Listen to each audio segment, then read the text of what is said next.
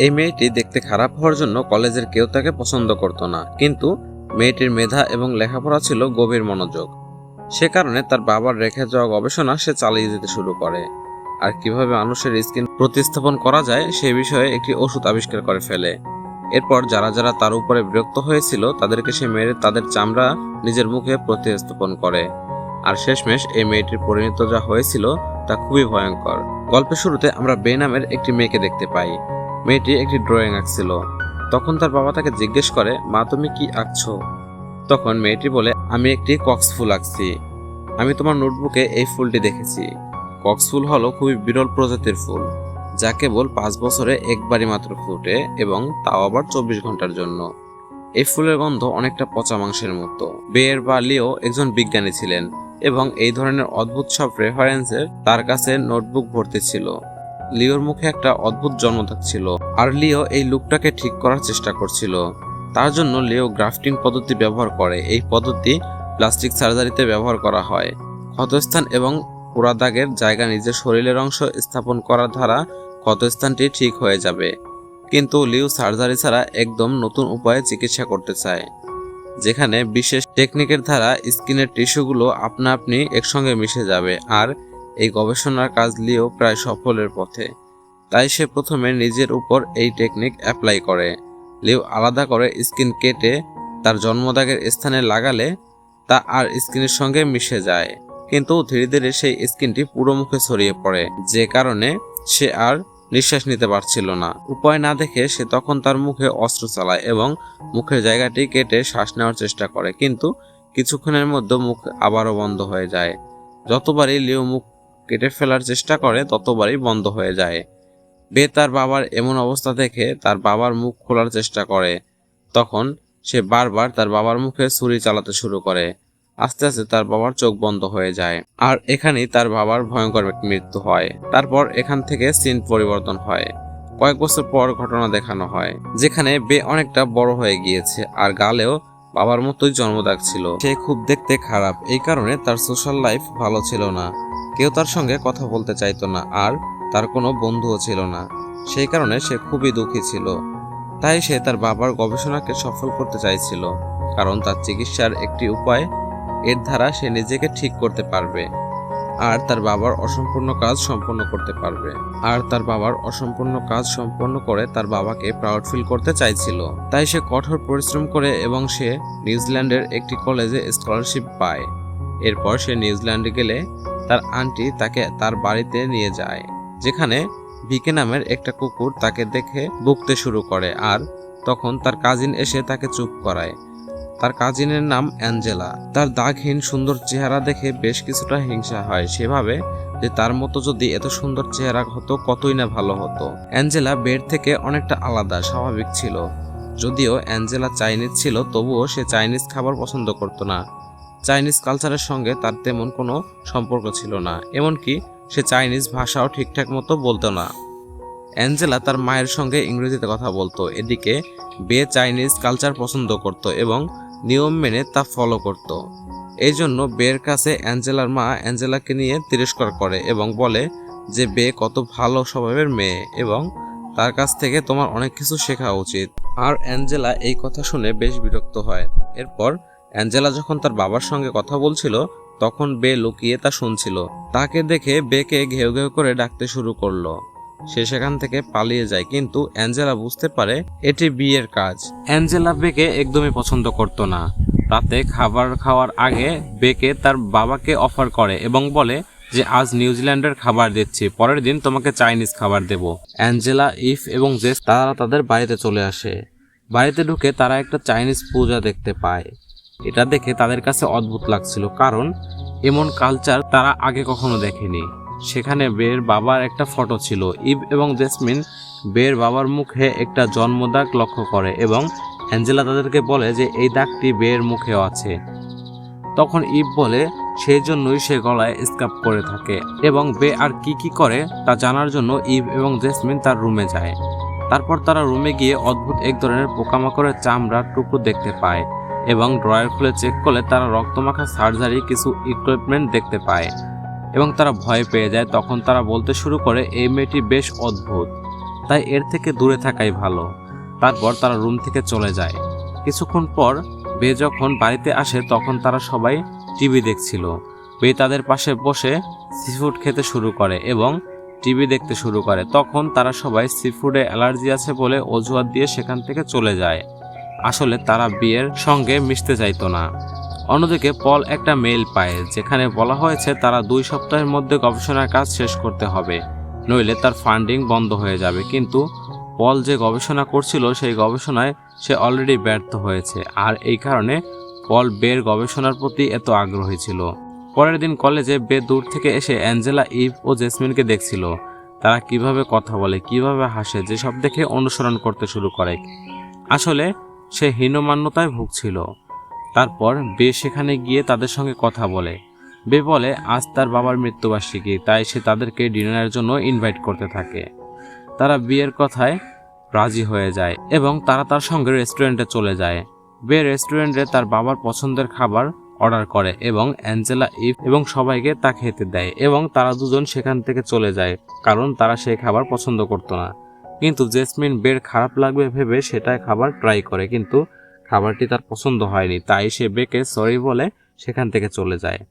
এর পরের দিন কলেজ থেকে ফেরার সময় সে বে জনের সঙ্গে দেখা হয়। বে জনকে তার মুখের দাগ দেখায়, বলে যে তার কাছে এমন একটি জিনিস আছে যেটা দিয়ে সে নিজেকে এবং তাকে সুন্দর করতে পারে। কিন্তু জন তাকে বলে তুমি তো দেখতে এমনিতেই সুন্দর। ঠিক তখনই পল সেখানে চলে আসে। পল বেকে তার গাড়িতে উঠতে বলে। রাস্তায় পল বেকে বলে যে সে তার গবেষণার বিষয়ে ইন্টারেস্টেড এবং কাল থেকে সে এই বিষয় নিয়ে কাজ করতে চায়। এতে বে খুশি হয়ে যায়।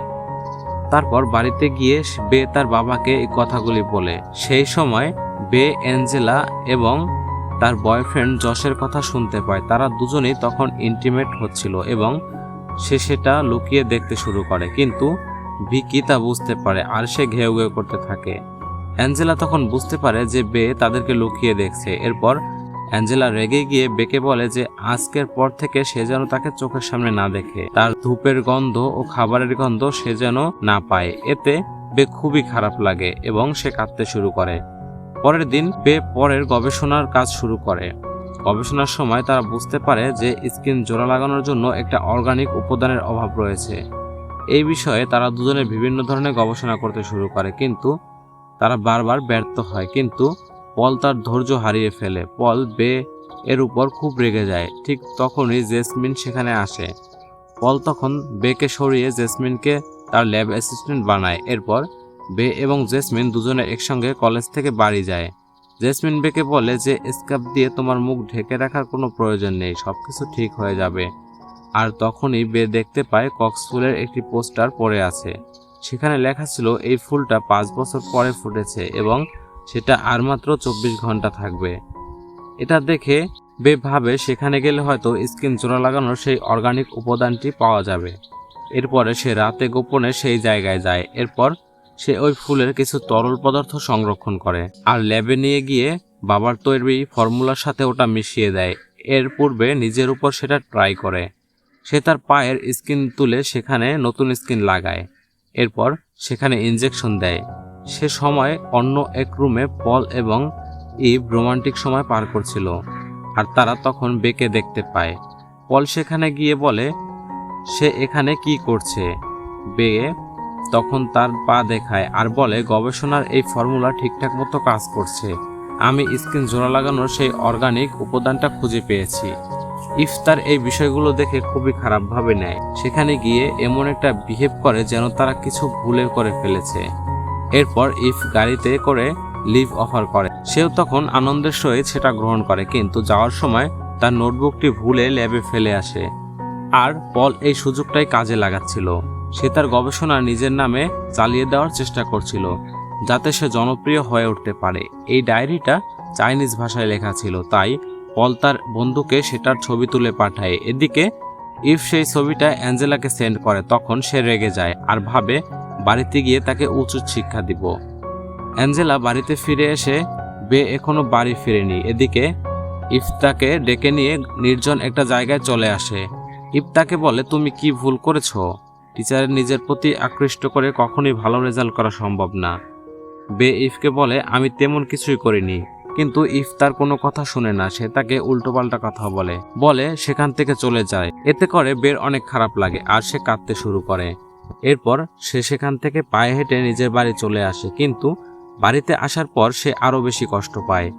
সে সেখানে দেখতে পায় পুজোর সমস্ত জিনিসপত্র ছড়িয়ে ছিটিয়ে রয়েছে। বের উপরে রাগ হওয়ার জন্য অ্যাঞ্জেলা এসব করেছে। বে তাকে জিজ্ঞেস করে, তুমি এসব কেন করেছো? তুমি পূর্বপুরুষকে কেন অপমান করছো? অ্যাঞ্জেলা তখন বলে, তুমি তোমার জিনিসপত্র নিয়ে এখান থেকে এখনই চলে যাও। এরপর দুজনের মধ্যে হাতাহাতি শুরু হয়। অ্যাঞ্জেলা বের গলা টিপে ধরে। সে এতটাই রেগেছিল যে তাকে মেরেই ফেলবে। বে তার জীবন বাঁচানোর জন্য তার হাতে থাকা একটা চপস্টিক পায়, আর কিছু না ভেবে অ্যাঞ্জেলার চোখে সেটা ঢুকিয়ে দেয়। চপস্টিক অ্যাঞ্জেলার চোখে পুরোপুরি ঢুকে যায় আর সেখানেই তার মৃত্যু হয়। বে তাকে মারতে চায়নি, কিন্তু উপায়ও ছিল না। সে তখন তার আন্টির কল আসে, সে বাড়িতে আসছিল। বে তখন তার ডেড বডি লুকিয়ে ফেলে, কিন্তু বে ভাবে তার আন্টি যখন অ্যাঞ্জেলার কথা জিজ্ঞেস করবে তখন তাকে কি জবাব দেবে। আর তখনই তার মাথায় একটা আইডিয়া আসে। সে অ্যাঞ্জেলার ফেস কেটে ক্রাফটিং করে তার মুখে লাগিয়ে নেয়, আর এভাবে সে অ্যাঞ্জেলা হয়ে যায়। নতুন মুখ পেয়ে সে অনেকটাই খুশি, কারণ সে এখন সুন্দরী হয়ে গেছে। এদিকে তার আন্টি বাসায় চলে আসে এবং বে অ্যাঞ্জেলার মতো করে তার সঙ্গে কথা বলতে শুরু করে। পুরোপুরি অ্যাঞ্জেলার কপি করতে বে তার অ্যাঞ্জেলার পুরনো ভিডিওগুলো দেখতে থাকে এবং পরের দিন বে অ্যাঞ্জেলার রূপে কলেজে যায়। বে দেখতে পায় কেউ তাকে আগের মতো অবহেলা করছে না। এতে করে তার অনেক ভালো লাগে, আর এখন তার একজন বয়ফ্রেন্ডও আছে। এরপর তারা এক সময় ঘুরতে যায়। এরপর জস আর অ্যাঞ্জেলা কিস করে। ঠিক একই সময় অ্যাঞ্জেলার ফেস থেকে তার ফেস মাস্ক খুলে জসের মুখের উপর পড়ে যায়। জস তা দেখে ভয় পেয়ে যায়। বে তাকে বলে, আমি তোমার ক্ষতি করব না, কিন্তু জস এতটাই ভয় পেয়ে যায় যে বের থেকে দূরে যেতে থাকে। পিছোতে সে খাদে পড়ে যায় আর সেখানে সে মৃত্যু হয়। বে তখন বুঝতে পারে যে তার আবিষ্কার এখনো সম্পূর্ণ হয়নি। এজন্য এই সমস্যার সমাধান করার জন্য তার বাবার নোটবুক খুঁজতে হবে। তখন তার মনে পড়ে সেই নোটবুক ল্যাবে ফেলে চলে এসেছে। বে পলকে মেসেজ করে আর নোটবুক সম্পর্কে জিজ্ঞাসাবাদ করে, কিন্তু পল কোনো উত্তর দেয় না। পল নোটবুক ট্রান্সলেট করে নিয়েছিল। সে সেই নোটবুক দেখে বুঝতে পারে স্কিন জোড়া লাগানোর জন্য অর্গানিক উপাদানটা হলো কক্সফুল। অন্যদিকে সে সেই সিরাম ব্যবহার করে অ্যাঞ্জেলার স্কিন আবারও লাগায়। পল কক্সফুলের খোঁজে সেই জায়গায় চলে যায়, কিন্তু ফুলটি এতক্ষণে শুকিয়ে গেছে। পল অবশ্য সেখানে কিছু তরল পদার্থ খুঁজে পায়। এদিকে সে তার নোটবুক খুঁজতে খুঁজতে ল্যাবে চলে আসে, কিন্তু সেই নোটবুক কোথাও খুঁজে পায় না। তখন সে বুঝতে পারে নোটবুক পলের কাছে রয়েছে। বে পলকে ফোন করে নোটবুকটি ফেরত চায়, কিন্তু পল বলে নোটবুক দিতে পারবে না, কারণ এই গবেষণাটি এখন তার। তখন সে বুঝতে পারে পল তার সঙ্গে প্রতারণা করেছে। সে হতাশ হয়ে সেখান থেকে ফিরে আসে। এরপর পল ল্যাবে ফিরে দেখতে পায় সব ভাঙাচোরা অবস্থায় পড়ে আছে। সে তখন বুঝতে পারে এসব বিয়ের কাজ। এরপর বে তখন লক্ষ্য করে তার স্কিন খারাপ হয়ে যাচ্ছে। এর জন্য ইফকে মারার জন্য প্ল্যান করে। এরপর একদিন রাতে বে ইফে তার বাড়িতে ইনভাইট করে আর সুযোগ বুঝে তাকে অ্যাটাক করে। ইফ কোনো মতে তার হাত থেকে বেঁচে ফেরার জন্য পালানোর চেষ্টা করে, কিন্তু গেট বন্ধ ছিল, তাই সে কি করবে বুঝতে উঠতে পারছিল না। সে একটা পুলে লুকিয়ে যায়। এদিকে বে একটা ড্রিল মেশিন দিয়ে তাকে খুঁজছিল। জলের উপর বুদবুদ দেখে বে বুঝতে পারে পানির নিচে রয়েছে। বে তার চুল ধরে মাথায় ড্রিল মেশিন ঢুকিয়ে দেয়, যার কারণে সে মারা যায়। এরপর সে ইভের ফেসটা খুলে নিয়ে মুখমণ্ডলে লাগিয়ে নেয় আর চোখে লেন্স পরে, যাতে করে তাকে পুরোপুরি ইভের মতো দেখতে লাগে। এরপর আগের মতো ইভের পুরনো ভিডিও দেখে তাকে কপি করা শুরু করে। ইভ তখন ইভ হওয়ার উদ্দেশ্যে রওনা দেয়, আর সেটা হলো পলের কাছ থেকে ওই নোটবুকটি তাকে ফিরিয়ে আনতে হবে। আর ইভ হলো পুরো একটা সহজ পদ্ধতি সেটা খুব সহজে এই কাজটি করা যাবে। এরপর সকালে পুলিশ এসে তার বাড়িতে তদন্ত করার জন্য জসের মার্ডার কেসের ভিত্তিতে, কারণ তাদের অ্যাঞ্জেলাকে সন্দেহ হয়। পুলিশ তাকে দেখে জিজ্ঞাসা করে অ্যাঞ্জেলা কোথায়। বে বলে অ্যাঞ্জেলা বাড়িতে নেই। এরপর সে তখন কলেজে যায়। সেখানে দেখে পুলিশ এখানেও অ্যাঞ্জেলার বিষয়ে সবাইকে জিজ্ঞাসাবাদ করছে। এরপর বে ইফ সেজে পলের বাড়িতে যায়, কিন্তু পল মেডিসিন বানাতে ব্যস্ত থাকায় তাকে চলে যেতে বলে। এরপর পল ফাইনালি সে সিরাম তৈরি করতে সক্ষম হয়। এরপর দেখা যায় ইফকে কল করে আর তাকে বলে, আমি সিরাম তৈরি করে ফেলেছি, তাই তুমি আমার বাড়িতে চলে এসো। এরপর বে যখন পলের বাড়িতে যায় তখন পল তার এক বন্ধুর সঙ্গে ফোনে ব্যস্ত ছিল। এই সুযোগে বে তার নোটবুক খুঁজতে থাকে। সে নোটবুক খুঁজে পায় না, কিন্তু পলের তৈরি সেই সিরামটি খুঁজে পায়। এরপর সিরামটি নিয়ে নেয় আর শরীর খারাপের অজুহাত দেখিয়ে সেখান থেকে চলে যায়। পলের এতে সন্দেহ হয় আর গিয়ে চেক করতে দেখা যায়। পরে পল দেখতে পায় তার আবিষ্কার হওয়া ওষুধটি সেখানে নেই। পল তো বুঝতে পারে বে ইভ সেজে তার কাছে এসেছিল। ইভের ফেসটিও খারাপ হয়ে যাওয়ার কারণে বে এটাও খুলতে বাধ্য হয়। সেই সময় সেখানে জেসমিন চলে আসে। জেসমিন তাকে ইভের পোশাকে দেখে বলে সে কেন ইভের পোশাক পরে আছে। তখন বে কাঁদতে শুরু করে আর বলে তারা সবাই আমাকে ছেড়ে চলে গেছে। তখন জেসমিন তাকে সান্ত্বনা দেয় আর বলে আজ রাতে ডিনার ইনভাইট করে। তখন জেসমিন ফ্রিজ খোলে আর দেখতে পায় সেখানে ইভের কাটা মাথা আর শরীর, বাকি পার্টসগুলো সেখানে রয়েছে। সে চিৎকার করার আগে বে তার মুখ বন্ধ করে দেয় এবং তাকে মেরে ফেলে। তবে বে এখানে অনেকটাই ভেঙে পড়ে, কারণ কলেজে একমাত্র সেই তার সঙ্গে কথা বলতো। এরপর পল সেখানে চলে আসে আর ওই ওষুধটি ফেরত চায়। তখন বে বলে ওষুধটা ফ্রিজে রাখা আছে। পল ফ্রিজ খুলে কাটা মাথা আর শরীরের বাকি অংশ দেখে ভয় পেয়ে থাকে। সে চিৎকার করার আগেই বে তাকে ইনজেকশন দিয়ে অজ্ঞান করে দেয়। এরপর বে তার হাত পা বেঁধে তাকে টর্চার করতে শুরু করে। সে পলের গলা কেটে ফেলে। এরপর সেটা আবার গ্রাফটিং করে ঠিক করে দেয়, কিন্তু বে এই সিরামটা ব্যবহার করে না। তার বাবা যেটা বানিয়েছিল সে সেটা ব্যবহার করে। আর দেখতে দেখতে তার বাবার মতোই পলের শরীরেও স্কিন টিস্যু ছড়িয়ে পড়ে। বে তার মুখে একটা স্ট্রো রেখে দেয় সে যাতে নিঃশ্বাস নিতে পারে। আর তখনই তার প্রতিবেশী আন্টি সেখানে চলে আসে, কারণ ওই কুকুরটি অনেকক্ষণ ধরে ঘেউ ঘেউ করছিল। প্রতিবেশী মহিলাটি এই দৃশ্য দেখে ভয় পেয়ে সেখান থেকে পালিয়ে যায় এবং পুলিশকে ফোন করে সব জানিয়ে দেয় প্রতিবেশী মহিলা। বে তখন পুলিশের হাত থেকে বাঁচতে এদিক সেদিক ছোটাছুটি করতে থাকে। তারপর রাস্তার তার জনের সঙ্গে দেখা হয়। সে জনকে রিকোয়েস্ট করে পুলিশের হাত থেকে তাকে বাঁচানোর জন্য। জন তাকে হেল্প করার জন্য তার চাদরের মধ্যে লুকিয়ে রাখে। তখনই সেখানে পুলিশ চলে আসে আর তাকে জিজ্ঞাসা করে সেখানে কোনো মেয়ে আছে কিনা।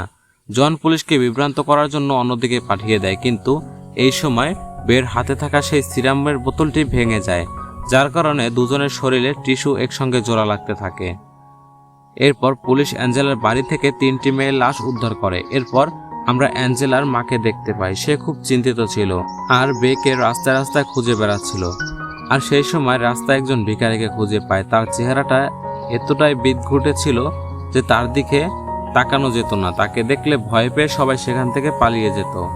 এই ভিক্ষুকটি অন্য কেউ ছিল না, বরং বে আর জন ছিল। বে যে সিরামটি তৈরি করেছিল সেটা কিছুক্ষণের জন্য জোড়া লেগে যেত, কিন্তু পল যে সিরামটি তৈরি করেছিল সেটা একেবারে স্কিন জোড়া লাগিয়ে দিত, সেটা আর ছাড়ানো যাবে না। আর এখন বেকে সারা জীবন এভাবেই থাকতে হবে, আর এটাই হলো তার কর্মের ফল। আর মুভিটি এখানেই শেষ হয়ে যায়। তো বন্ধুরা, আজকের এই ভয়ঙ্কর মুভিটি আপনাদের কেমন লেগেছে অবশ্যই কমেন্ট করে জানাবেন। বলেছিলাম আপনাদের সময় বৃথা যাবে না। আপনাদের সময় কি বৃথা গিয়েছে? কমেন্ট করতে পারেন। এতক্ষণ ভিডিওটি মনোযোগ সহকারে দেখার জন্য অসংখ্য ধন্যবাদ।